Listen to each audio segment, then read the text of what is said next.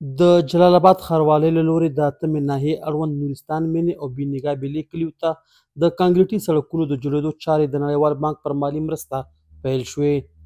د ښاروالۍ مسؤلین وایي چې دا دوه سړکونه په مجموعي ډول 1400 متره اوږدوالی لري او شاوخوا 15 میلیونه افغانۍ به پرې لګښت راشي. په 33 ګذر او 34 ګذر کې نننۍ دوه پروژې په افتتاح کېږي.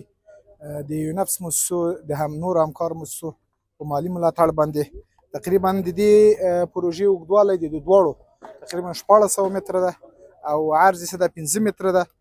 د 15 میلیونو په مصارف باندې تکمیل کېږي او د ولس په همکاره باندې سرته رسیږي. تقریبا په دې کې 116 کسانو ته د کار زمینه برابره شوې ده. هغو کسانو ته چې مهاجرین راغلي دي، بېوزله دي او له نورو ملکونو نه په جبري اخراج باندې افغانستان ته راستانه شوي، هغو ته د کار زمینه پکې برابریږي. په یادو پروژو کې د هغو راستانه شوو کډوالو لپاره هم د کار زمینه برابره شوې چې تازه له پاکستان څخه بیرته هیواد ته راستانه شوي. دلته د پاکستان څخه راغلي او کار روزګار نه و، منندوی د ښاروالۍ او د یونفس څخه موږ ته د کار زمینه مساعده کړې ده. ډېره مننه.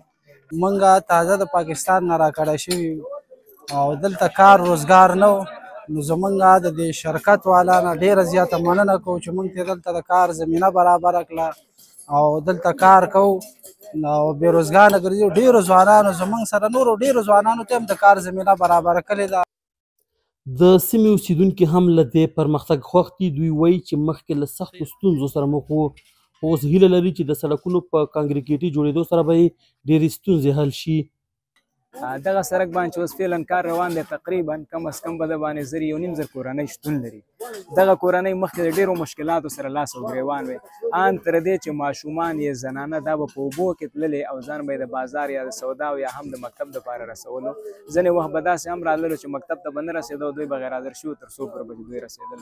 نو اوس که دغه سړک چېرته پوخ شي، انشاءالله تر یو زیات اندازې پورې د دوی هغه مشکلات حل کېږي.